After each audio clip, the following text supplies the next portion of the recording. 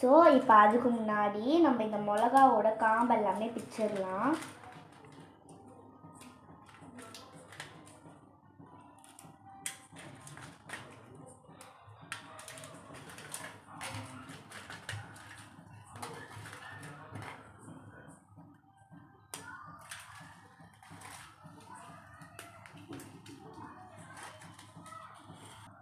இப்போ தேங்காய், இப்போ வறுத்த வேர்க்கடலை,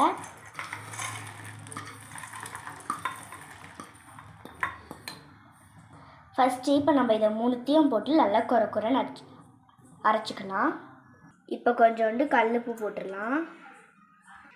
இப்போ 1/2 பிஞ்ச் ஜீரகம் போட்டுடலாம். இப்போ நம்ம அரைக்கலாமா?